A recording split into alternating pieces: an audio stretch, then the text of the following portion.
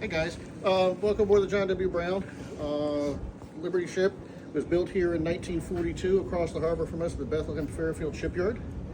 Very cool. 82 years ago, the ship was built here 82 years ago, came back to Baltimore in 1990, late 97, early 98. Right. Was reactivated in early 91, back to full operating. That's awesome. Steamship by a dedicated crew of volunteers. 1946 to 1982, the ship was actually a maritime high school.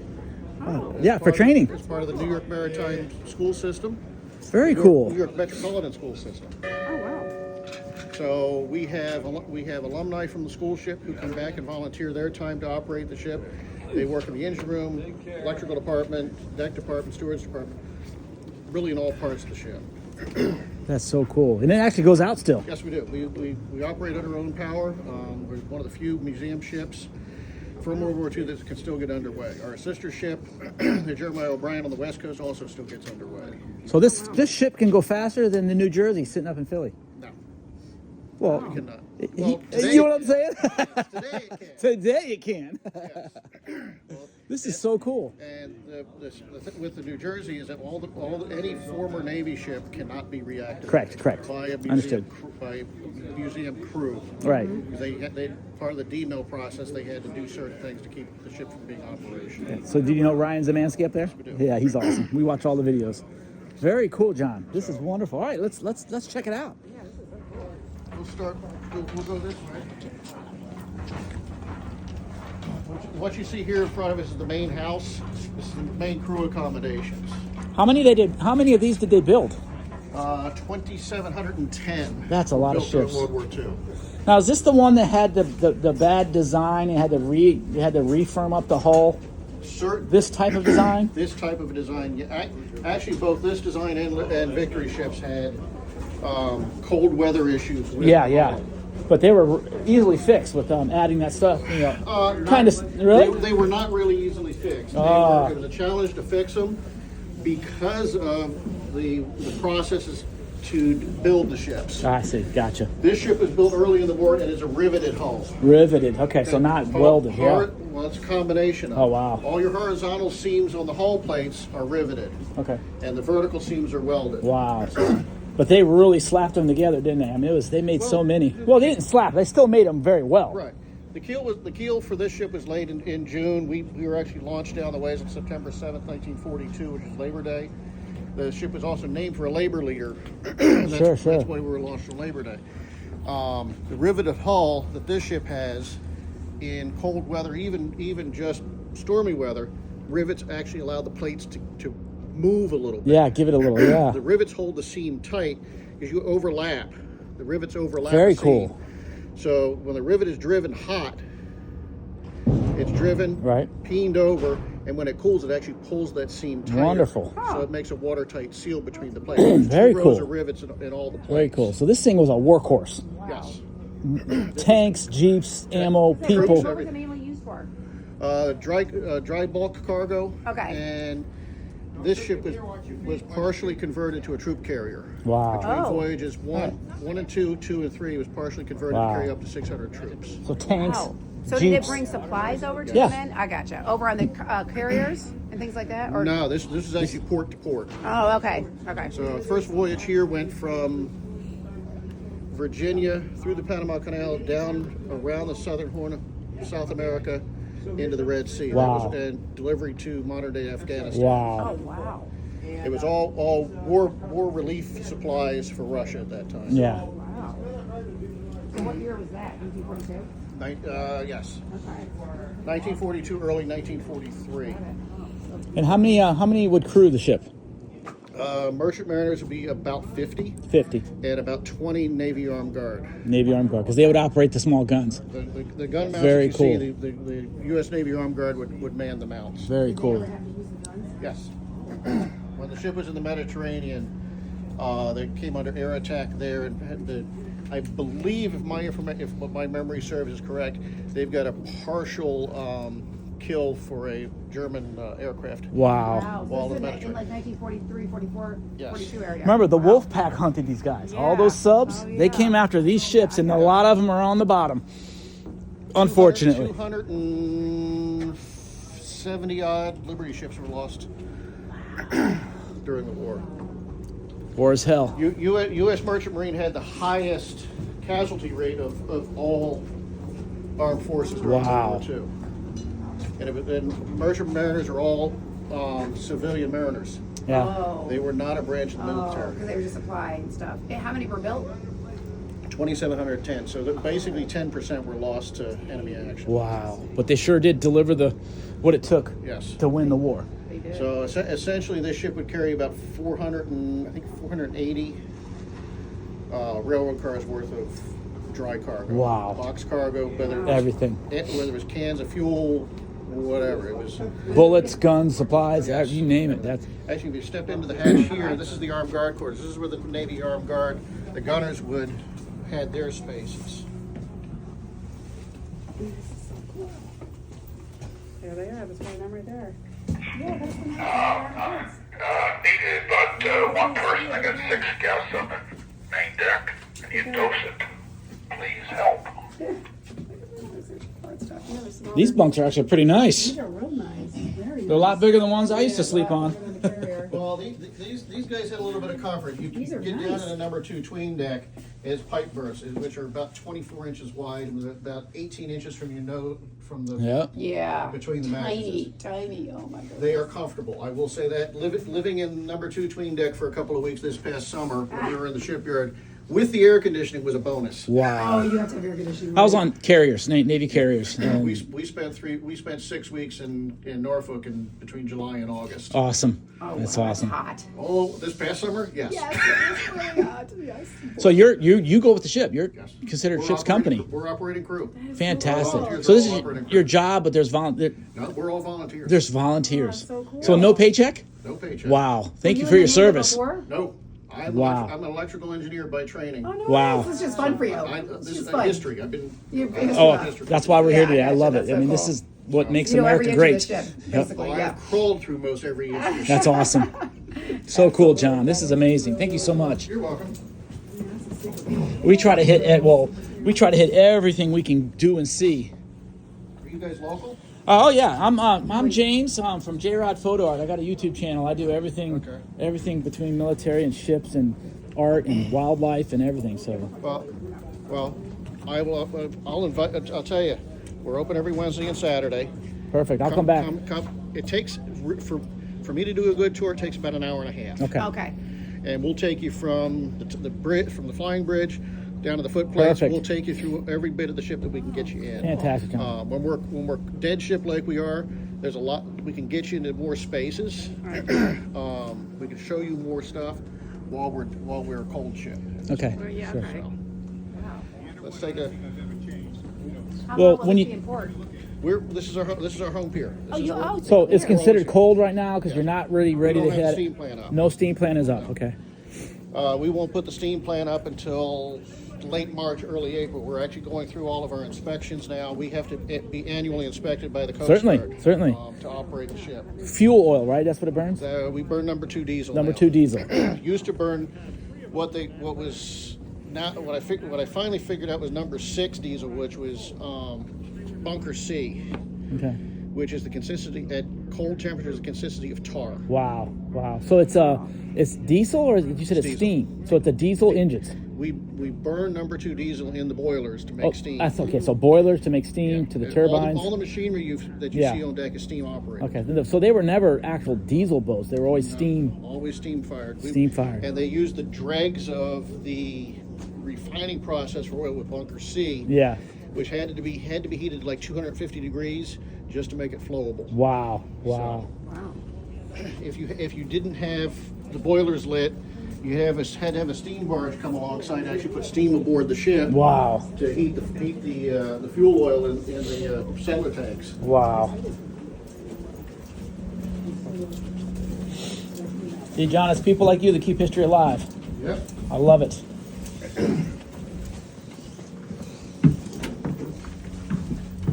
Gonna step in here. Gotcha. Watch your step.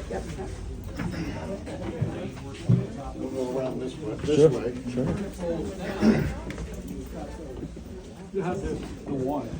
This This is the officer's saloon. Okay. This is where the ship's officers, Oh, yeah, don't do donuts. There we go, do donuts. That's funny. the engineers, Yeah. and the deck officers would take their meals in here. Wow, okay. And they would also conduct ship business here. The only person that had a formal office was the captain or the master of the vessel, and that's all up by his room on the main. Wow. on the Very bridge cool. deck. Very cool.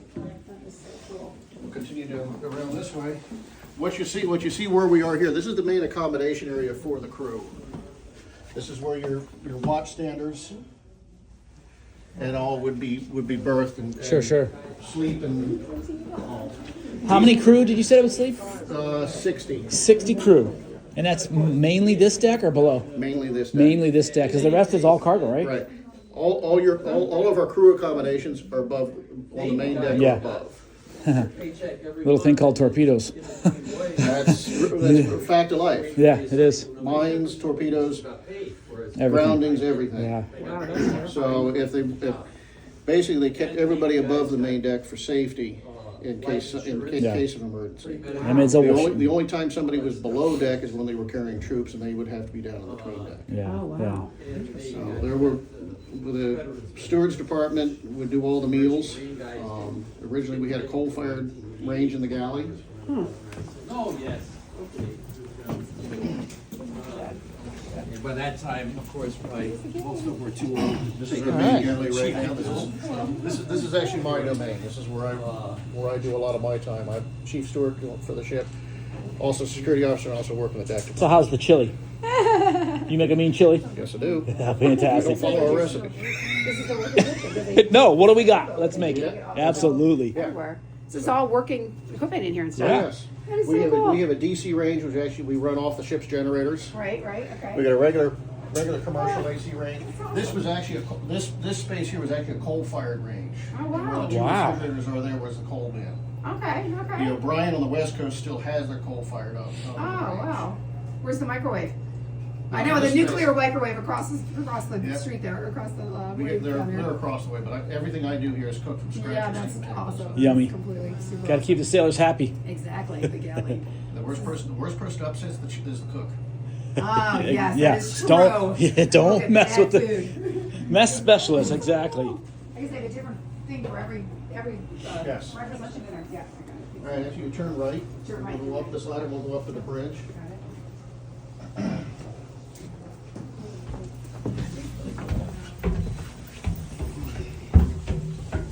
Turn right and go up the next ladder. Oh, got it, okay. We'll just work our way down.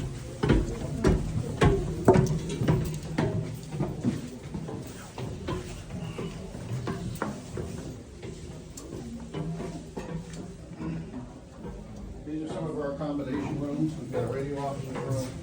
We've got a deck cadet's room. Okay. Actually, we can bend around this way. Okay, go that way. You'll come to the radio room there on your left. Okay. Next room. Oh, yeah, there you go. A little tiny typewriter. Yes. Oh, wow, that's awesome. And then carefully turn, well, we got a little bit of backlog here. So, we're up on the bridge deck here, so on the other side of the wall here is the main bridge. Okay.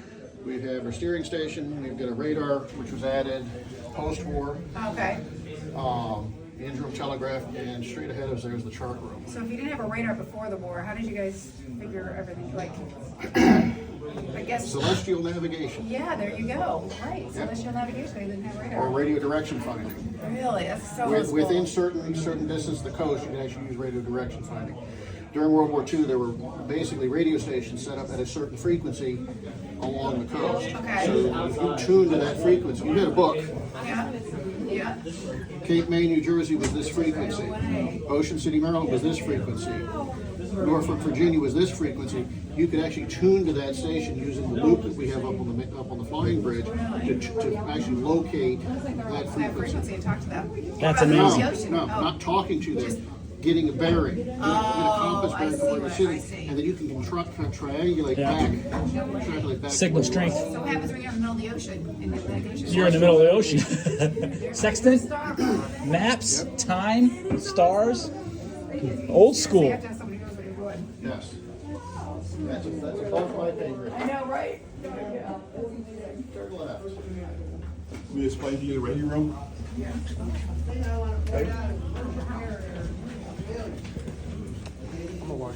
Bear with us, we are doing our museum. So the cargo ships were by merchant mariners who were civilians. So they would be, this was their work day. So you would have guys 40, 50, 60 years old, right? And then the armed guards, they were Navy, okay? And those guys are mostly just out of high school kind of thing. They'd gone to a boot camp and that kind of stuff, and they came aboard here. So on the very first voyage, there was 46 merchant mariners and 20 armed guards. But then when they converted and started carrying troops, they added more guns, more armed guards, and I think it was in the mid-40s, the highest number of armed guards. And then they replaced the merchant guys with actual soldiers, right? No, never. Oh, really? These volunteers did it? Yep. And they had the second highest casualty rate in the whole entire war was the merchant mariners. Only the Marines. Only the Marines had a higher casualty rate than the merchant Marines. Didn't go out. And this was installed, this is a radar, and this was installed in August of 45, so after the war. And that was top secret, so in that case, there was three corporals. Keep the technology of a radar secret. Secret, yeah, so the merchant marine couldn't look at it. Because weren't the Americans, weren't we the first ones to make a radar? I don't know about that. No? You came before us? We're about wrapped. We're about wrapped up. Okay. I thought the Russians and the Germans. they Okay, used any this other stuff. questions I could think? Do you see anything that's interesting you? Thank you very much. Oh, you're welcome. What's that black thing up there that has that arrow on it? That's a rheostat that adjusts the dimness and brightness of the lights outside. Running lights, I believe. Yes.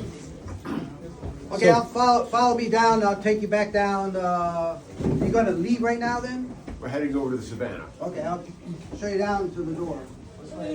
Good job, guys. We just came from Savannah. It's really neat. Yeah, my son made a Weeblo, right? There's not much in here, is there?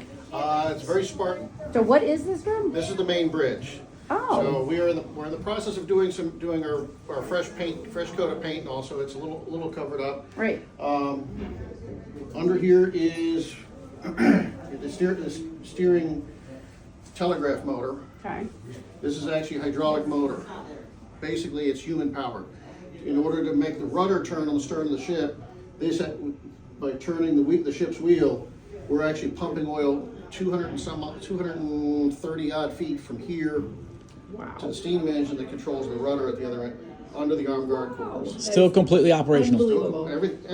Unbelievable. For us to get underway, everything has to operate. Coast Guard inspects us every year. A testament to the design of a military class ship. Well, Oh, it's a testament to the volunteers who precede me. Exactly. Yes. I've been here since '97, so there are people who sailed these ships who reactivated this ship.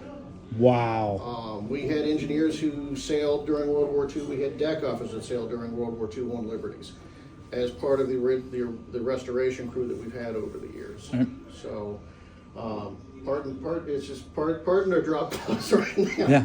So, real quick thing: the only armor plate on the ship are the 6 plates behind those windows. Wow. That is the only armor plate this ship has. And those windows, the glass in those windows, actually armored glass. Oh, wow. So you can't It's get hurt. laminate. Well, small caliber stuff. It's laminated glass. Okay. I've actually had a piece of that glass out when we were doing some work on it, and there's like 15 or 16 layers. Wow. inside Wow. of that. Most things are not getting through that. Yeah. Oh, Big glass will. Yeah. big Not small ones. caliber, yes. Yeah. Shrapnel wall. No.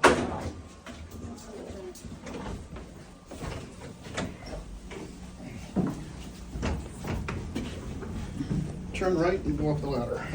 Yep.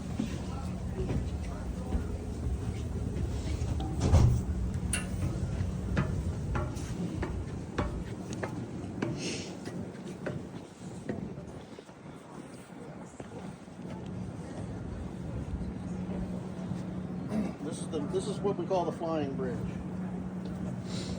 During World War II and even today, this is where we navigate the ship from and steer the ship from 95% of the time. Okay. The only time we'll shift down below is when it's dastardly cold, Yes. rainy, and wet. Which is the Atlantic in general. Yeah, exactly. Probably. Yes. So we do our fair share of steering 24/7 when we're underway up here. So where's this steering wheel? Up here? So if you're standing there where the wheel is, you get plenty of visibility. It's real easy to understand where you're going. So all the cargo was in the ship. Nothing was outside the ship. They have deck cargo too. Deck cargo. They when you go off the ship, the gangway, there's markings on the side of the hull. It's called a plimsoll mark. You'll see one that says T, WF, I think it's SF. There's different classifications on the density of the water. Winter fresh. Oh wow. Tropical. Winter salt water and all, and that's the density, the temperature of the water, and the salinity of the water affects the buoyancy for the ship. Yeah. So that tells the chief mate and the longshoreman how deep they can load the ship into the water. Wonderful. So, Yeah, that's neat. So they would load Simple but critical Sim- to keep the balance of the ship. Exactly, because if you don't balance the ship properly, you can actually cause the hull of the ship to fail. It's a big ocean. Yes. You see it today. When some of these merchant ships that get underway and they crack Yeah. in a storm, that's potentially because either the cargo shifted, Right. being a dry bulk cargo, Right. or something lower. Does it destroy the whole ship or what? Typically, Does it go down? Does it sink? Typically, it's a total loss. And are people able to get out from that? Because they have the side dinghies or whatever. Yeah, they get lifeboat. And they radio, and then someone comes to pick them up or whatever. Yes. John, what kind of mount is this? 20 millimeter Olerkin. An Oerlikon gun. Is it in there? Or? Yes. Wonderful. We've got 8 of those, 8 20 millimeters on board. We've got 3 3-inch mounts and 1 5-inch mount. Wow. 4 of the 20 millimeter Olerkins are converted to gas operation for simulated fire when we do our bay cruises. Very cool. And this is the radio direction antenna we were talking about when we were talking about navigating close to shore. Yeah. This loop down in the chart where we actually tune to a frequency. Yep. And when down, there's a hand wheel on the bottom of that unit Okay. that you can turn, and when the loop, the face of the loop is perpendicular to the frequency, Right. it's actually your strongest. Wow. If the circular opening of the loop is in line Yeah. with that frequency, it's Yeah. actually the weakest. Yeah, because you're hitting it straight on. I guess Yes. it You, gets you've got more antennas. Yeah, that makes surface sense. to That makes hit. sense. That's interesting. Wow. And this came on after the. No, this was Oh, actually original. This is original. Okay. This is original to the ship. Does it still work today? It has been restored to operation. Yes. That's awesome. And what's the gun mount on the front of the ship? That looks a little bigger. The bow gun is a 3-inch 50. The one on the stern is a 5-inch 38, which is Is that like a machine gun? No, cannon, no. like a cannon. huh? Cannon. So big ones, Yes. and they Big one shells. at a time. Mhm. Very cool, John. So maybe on another day we'll come back and see Yes. more of the engineering spaces. Well, you want to take a quick look at the engineering space? Yeah, real quick. Let's do it. All right.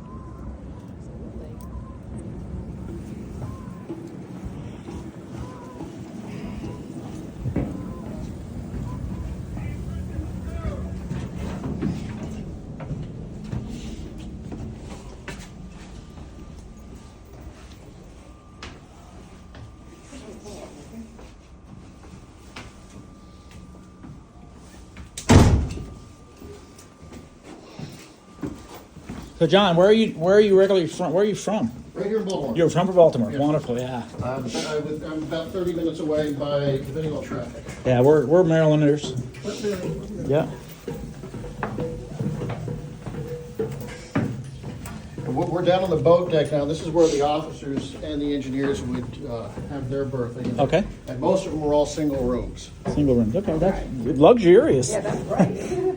Hard to find. When I was in the Navy, you had maybe 40 people in one room. Yeah. Well, it's nice when there's only 4 in a room. And they- Yeah.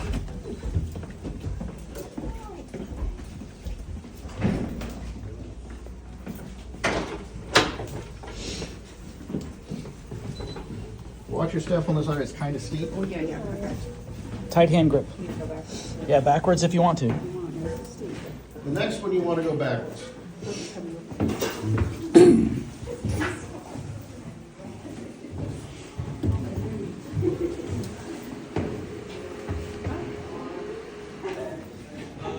This is the top of the main engine. 3 stories tall.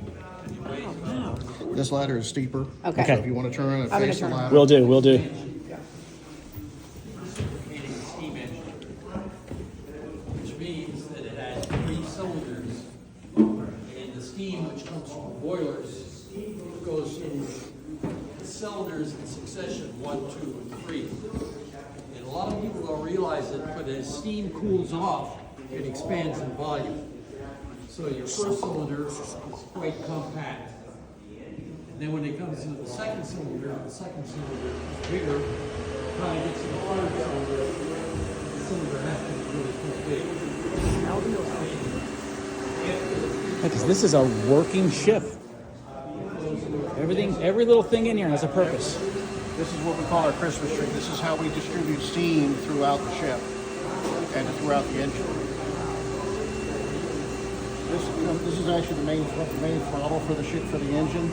It's a 3-cylinder steam engine.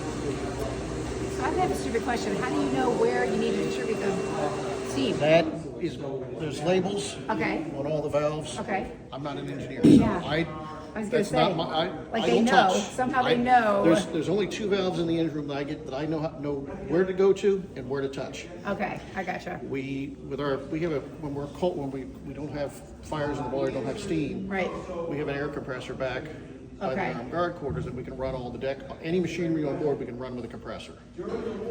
So we can put compressed air into the deck steam lines Right. and bring it down here to the engine room. But there's 2 valves that get. There's a valve for the after deck steam and forward deck steam. That as a deck person, I Yeah. can come down and change the valves. I just have to notify the engine room I'm putting air on deck forward. Oh, okay. So you're telling them. Yes, the big thing in here is safety Yes. and communication. If we need air on deck forward, there's services that said, okay, you are okay to start the compressor. You know what you're doing. Oh, so you don't have to talk to someone in the report, you just talk to someone right there. Typically when the engineers are working, they're working down on the foot place, they're working machinery around below. Whoever the in-charge person is for the day, I'll go tell them, I said, deck department's putting steam on deck, or air on deck for the car. Started the compressor, we're gonna put air on deck forward. Right. The engineer realized, do you need the valve checked? No, I'll take care of the valves. The valves that I need to change, I can go down 1 level, come up and walk that catwalk there. Right. Go in front of the port side boiler. There's 2 valves on the forward end of the port side boiler that I open. So this is one of the boilers right here, right? Boiler 1, boiler 2. Boiler 2, and boiler 1 over here. What's the minimum amount of people that you need to run the ship? 5 people will walk 30 engineers and back office. It's a watch standards and a watch engineer, so it's 5 people. So we're going to be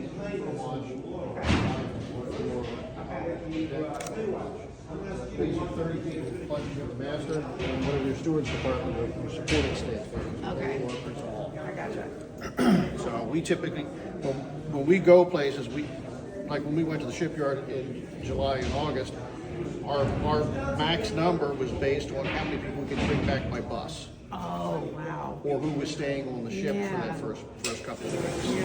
So, like the shipyard, we get a 48-person bus. So we knew we could take 48 people, Okay. but there were 12 or 15 people that were staying with the ship or only had accommodations down there while we were Right. leaving. And you stayed with the ship? For the first week I did. Yeah, okay. That's cool. My regular job, I couldn't get to 6 weeks. I gotcha. As best as you could do. Yes. I understand.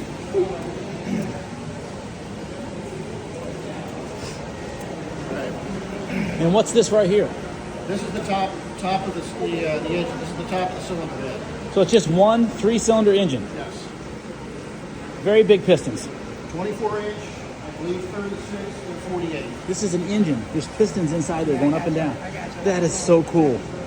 Working engine. How old is it, John? 82.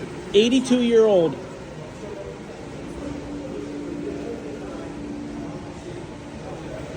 This is way more interesting than the Savannah. You know what the thing? It's different technology. This engine was actually designed in the late 1890s. This ship design was actually late 1890s. It was a British design that was adapted for mass production. Okay, okay. I was wondering who designed it for the British design. It was originally a British design. Oh, hold on.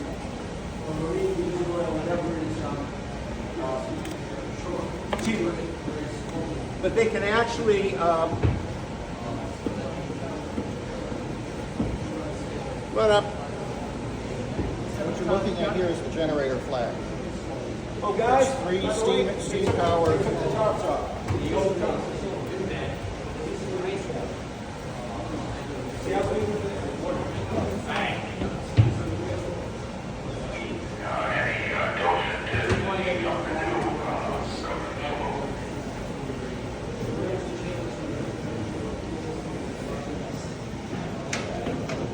This time.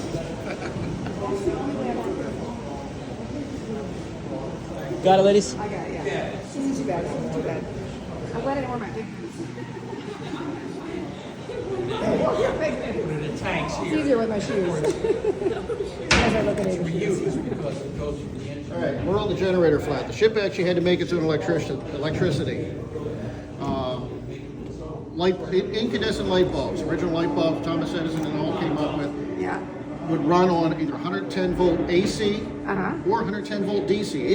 The light bulb didn't care what kind of, as long as it was 110 volts, Uh-huh. didn't care if it was AC or DC. Okay. Actually, the DC lights actually work really well on these generators. Okay. So the ship made steam engine generator. This was, I think it's about a 2 kilowatt Okay. capacity generator. So we had our own switchboard, our own switch gear, all the way through. So everything on the ship used to be DC. All the lighting, all the electric, everything was DC. All your fans, everything was all DC powered. We have a shack up on the boat deck, which houses 2 generators that can provide us commercial and regular shore power. So what's the difference between DC and AC? DC is basically direct current. Okay. It's basically out of batteries. Okay. Battery. I got you. Okay. AC is the sinusoidal sine wave that comes out. Alright, so if you look to your left here, this is the bottom side of the engine. So what you're seeing are connecting rods, piston rods, everything for the lower part of the engine. Okay. So those big things go up and down, up and down, up and down. Oh, I see. Yeah. Just like the engine in your car. The pistons are going up and down.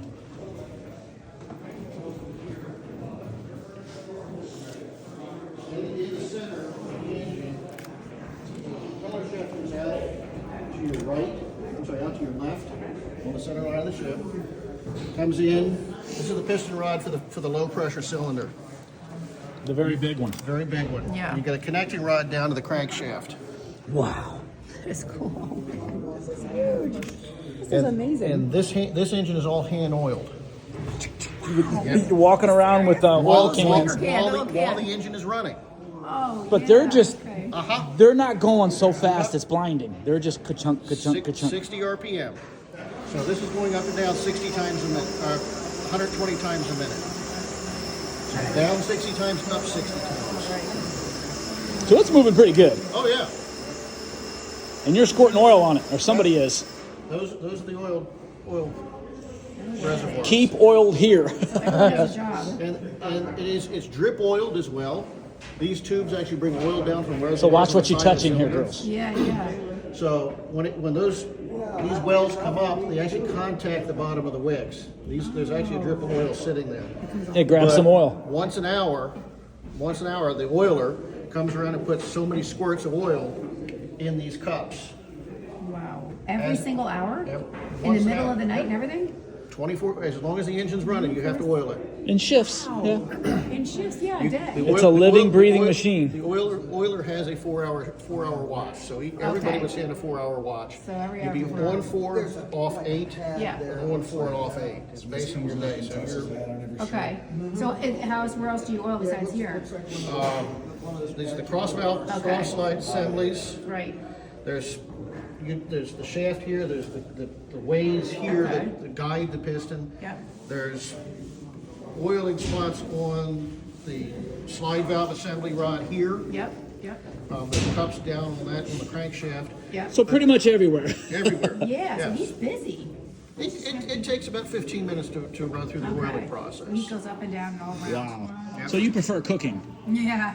I gravitated into that. I started out in the deck department, so when I started, it was 5 and 6 hours of chipping paint, Wow. Yeah. Needle guns. needle guns. Yep. So that was where I started. You learn. I worked in the deck department. I'm not part of the. Not derogatory black gang.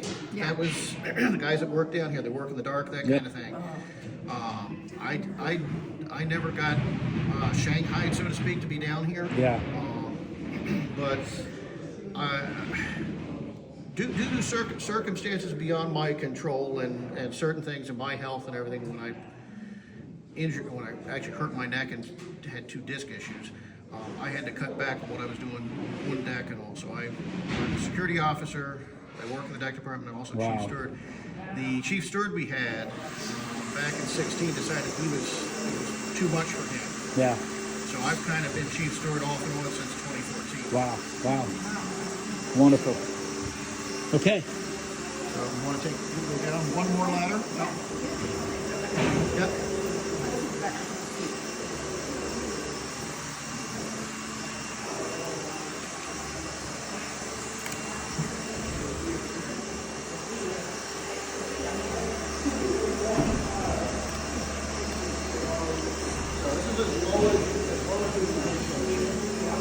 Is there a lower section? Under the foot plates, yes. Between the bills, yes. That's not the best place to be. Yeah, I'll But bet. this is the lowest. This is the crankshaft here. Okay. All right. Connect your rod to the crankshaft. When this is actually running, there are people that actually slap this, touch this while it's moving, Right. looking for oil, the color of the oil that's coming off of machinery. Because if you're getting black oil, that means the bearing's getting hot. Oh. Oil's burning. Oh. You want the clear, clean oil. Slow it down, or you cool the bearing. How do you do that? Water. Oh, right. Same okay. thing with the engine in your car. Yeah, that makes sense. That's Oil why you turns water. black. It's That's being true. worked. It's add more oil, cool it with water. And there was an engineer here many years ago that tried to teach me how to check all of the bearings.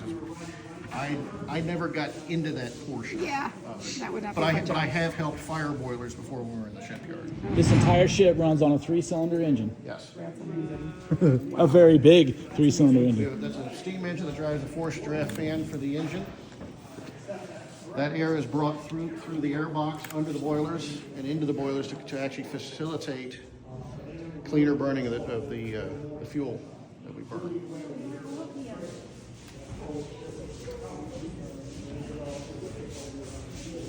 And you've got the starboard and port boiler.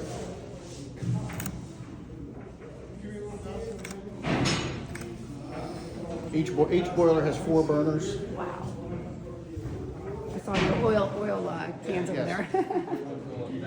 Now, what's this? This is you've got a boiler there and a Okay. boiler here. Okay. Behind these covers are actually the steam generated tubes. These are safety shields in case the manhole would have an issue. So you've got a fuel pump. The fireman has That's, periscopes. You can see what the smoke is like from this stack. He wants to stay away from black smoke. But when you think about it, it's quite simplistic with what you're doing. Right. It's just on a mass scale. Right. And this ship is was real easy to these type of boilers, and this ship is real easy to teach people to operate. Hence the training. Hence the training. Yeah. But the real factor was when they looked at the design of the ship, they looked at the design of the boilers, they looked at the design of the machinery. You could take teenagers off the family farm Yep. in the middle of the country, give them a 6-week, 8-week training class. Right. They were already running steam tractors. Yep. They know steam machinery. Yep. Right. So All smart. right. This is stuff you can pull apart, Yep. put back together Yep. with a couple of wrenches. Yeah. We saw a bunch of wrenches up there. Yeah. So teaching somebody to run a boiler in this size, what you're doing is scaling up with all of these teenagers, young people that couldn't make that were not available for the draft. Yeah. Or they did this they volunteered for this instead of doing the draft. Right.